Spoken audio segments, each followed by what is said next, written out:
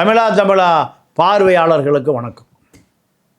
தமிழ்நாட்டில் திரைப்படத்துறையை திமுக கட்டுக்குள் வைத்திருந்த காலம் மாறி போய்விட்டது என்று திரைப்பட உலகம் நம்பிக்கொண்டிருக்கிறது. ஆனால் திரைப்பட உலகம் அத்தனையும் திமுகவினுடைய பினாமிகள் கட்டுக்குள் வைத்திருக்கிறார். ஆகாஷ் பாஸ்கர் டான் பிக்சர்ஸனுடைய உரிமையாளர், 1000 கோடி ரூபாய் முதலீடு. ரோமியோ பிக்சர்ஸ் அதனுடைய தலைவர் ராகுல். இப்படி ரெட் ஜெயண்ட் செண்பகமூர்த்தி கட்டுப்பாட்டில் தமிழ்நாட்டில் 1000 திரையரங்கு அவருடைய கட்டுப்பாட்டில் இருக்கிறது. கடைக்கோடி மாவட்டத்தில் எந்த திரைப்படத்தை திரையிட வேண்டும், எதை தூக்க வேண்டும், எதை கூட்டமே வரவில்லை என்றாலும் அந்த படத்தை ஓட்ட வேண்டும், இப்படி முடிவு செய்கிறவர் தான் ரெட் ஜெயண்டினுடைய அசைக்க முடியாத சக்தி செண்பகமூர்த்தி. செண்பகமூர்த்தி நினைத்தால்தான் ரஜினி படமே ஓடும். செண்பகமூர்த்தி நினைத்தால்தான் சன் பிக்சர்ஸனுடைய படமே திரையிடப்படும். இதுதான் திரைப்படம் துறையில் 2021 ஆட்சி அதிகாரத்துக்கு வந்த பிறகு திரைப்படங்கள் அத்தனையுமே திமுகவுடைய கட்டுப்பாட்டுக்கு வந்துவிட்டது. இப்போ திடீரென்று அமலாக்கத்துறை தேடப்படுகிற நபராக இந்த ஆகாஷ் பாஸ்கர், அதே போல் டான் பிக்சர்ஸ் ஆகாஷ் பாஸ்கரும் ரோமியோ பிக்சர்ஸ் ராகுல் 2 பேரும் தேடப்படுகிற குற்றவாளி. இந்த குற்றவாளிகள் துபாய் தப்பி விட்டார்கள், லண்டன் தப்பி விட்டார்கள் என்று பரபரப்பாக திரைப்பட உலகத்தில் பேசப்படுகிறது. இந்த ரோமியோ பிக்சர்ஸ் ராகுல் இவர் பல படங்களை விநியோகஸ்தராக இருக்கிறார். பல 1000 கோடி ரூபா முதலீடு. நீங்கள் குட் பேட் அக்கிலியினுடைய தமிழ், கன்னடம், மலையாளம் இந்த 3 மொழி விநியோக உரிமைகளை தன்னுடைய கட்டுப்பாட்டில் வைத்திருக்கிறார் இந்த ரோமியோ பிக்சர்ஸ் உரிமையாளர். இது எப்படி சாத்தியம்? சாதாரணமாக ரெட் ஜெயண்ட் அலுவலகத்தில் படுத்துறங்கி கொண்டிருந்தவர், பாதி நாள் பாதி பெஞ்சை தேய்த்து கொண்டிருந்தவர், எப்படி இது சாத்தியம்? அதே போல் ஜனநாயகன் படம் 500 கோடி ரூபாய் மொத்தமாக தருகிறேன், அதை கொடுத்து விட்டு ஓடு என்று விஜயிடம் பேரம் பேசுகிறார் இந்த நபர். இவருக்கு ஏது 500 கோடி ரூபாய்? ரோமியோ பிக்சர்ஸ் நிறுவனம் ஜனநாயகன் விஜயோடு நேரடியாக அமர்ந்து 500 கோடி ரூபாய் வியாபாரம் பேசுகிற நிலைமைக்கு யார் பின்னணி? இந்த திரைப்பட உலகமே விக்கித்து நிற்கிறது. அதே போல் நீங்கள் கிஸ் என்ற ஒரு படத்தினுடைய தயாரிப்பாளர், இந்த படம் மிக வேகமாக உருவாகி பல 100 கோடிகளை அது சாப்பிட்டு வளர்ந்து கொண்டு இருக்கிற குழந்தையாக இருக்கிறது. தனுஷ் படம் அது, இந்த படம். அதே போல் கோர்ட் டிஸ்ட்ரிபியூட்டர் பண்ணியதில் பல 100 கோடி ரூபாய் அவருக்கு வருமானம் வந்ததாக அவர் வருமான வரித்துறைக்கு தகவல் கொடுக்கிறார். அதே போல் 5 படங்களும் டான் பிக்சர்ஸ், ரோமியோ பிக்சர்ஸ் 2 முதலாளிகளும் தான் தமிழ் திரைப்பட உலகத்தை முடிவு செய்கிறார்கள். இது எப்படி சாத்தியம்? இந்த ராகுல் முழுக்க மிகப்பெரிய தொகையை இன்று செலவு செய்து அத்தனை விநியோக உரிமைகளையும் தன்னை மீறி யாரும் எடுத்துவிடக்கூடாது என்று மிரட்டக்கூடிய நிலைமைக்கு வந்திருக்கிறார். கலைப்புலி தானு காணோம், ஆளைய காணோம். பெரிய தயாரிப்பாளர், மிகப்பெரிய விநியோகர், தகவலே இல்லை. ஆனால் அந்த இடத்தை, கலைப்புலி தானுனுடைய இடத்தை ரோமியோ ராகுல் நிரப்புகிறார். எப்படி பல 1000 கோடி? ராகுலுடைய படம் தமிழ்நாட்டு திரையரங்கு ஒரே நேரத்தில் பல 100 திரையரங்கில் இந்த படங்கள் திரையிட தயாராக இருக்கிறது. விஜயை பொறுத்தவரை தன்னுடைய ஜனநாயகனை எப்படியாவது இந்த டான் பிக்சர்ஸ் ஆகாஷ் பாஸ்கர், இந்த ரோமியோ பிக்சர்ஸ் ராகுல் 2 பேரையும் மீறி இந்த ஜனநாயகத்தை காப்பானா என்று திரைப்பட உலகம் ஒரு விவாதம் நடத்தி கொண்டு இருக்கிறது. இதில் பழைய செண்பகமூர்த்தி தான் இந்த உதயநிதியினுடைய ரெட் ஜெயிண்டினுடைய மேனேஜர். இவர் நினைத்தால் அந்த படம் ஓடும், இல்லை என்றால் படம் தூங்கும். திரைப்படத்தில் எத்தனை நாள் ஓட வேண்டும், அது எங்கெங்கு ஓட வேண்டும், எப்படி ஓட வேண்டும் என்கின்ற முடிவை அமைதியாக செய்கிறவர் தான் செண்பகமூர்த்தியினுடைய கட்டுப்பாட்டில் தமிழ்நாட்டில் இருக்கக்கூடிய பெரும்பான்மையான திரையரங்குகள் அவருடைய நுனி நாக்கில் என்ன உத்தரவு வருகிறது என்று காத்து கிடக்கிறார்கள். தியேட்டர் முதலாளிகள் அத்தனை பேரும் நேரடியாகவே மறைமுகமாகவோ செண்பகமூர்த்தியினுடைய கட்டுப்பாட்டில் 10 ஆண்டு காலமாக இருக்கிறார்.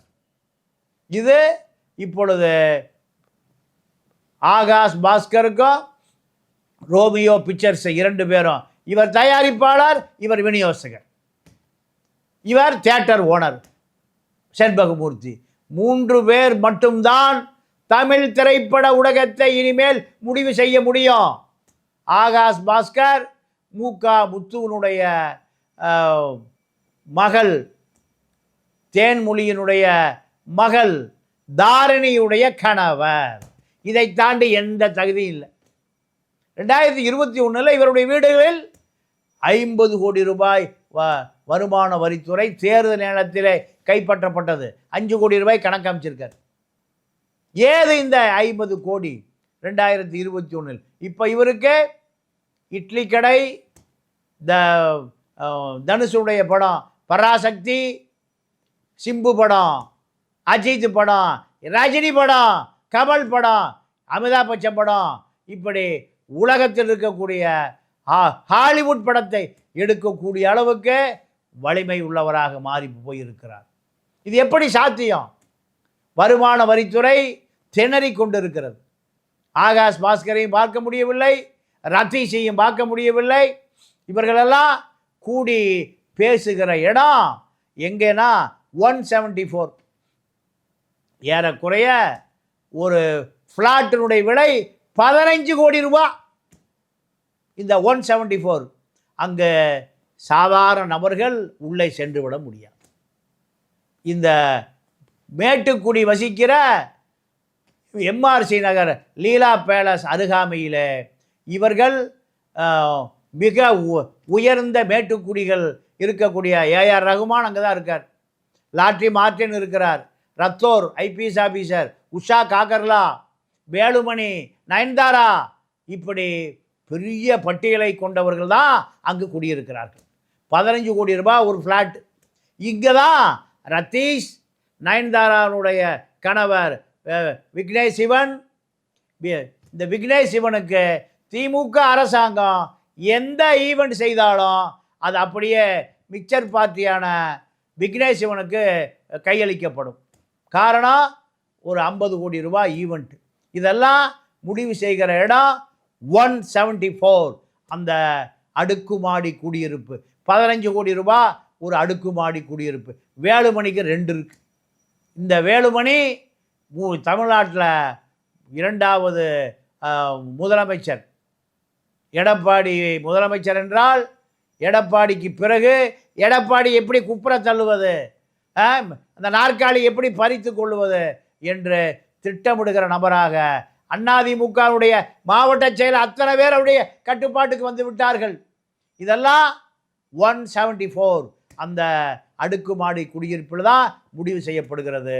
இந்த ரெட் ஜெயிண்டினுடைய பினாமிகளான ஆகாஷ் பாஸ்கர், ரத்தீஷ், செண்பகமூர்த்தி, ராகுல் போன்றவர்களெல்லாம் தமிழ்நாட்டு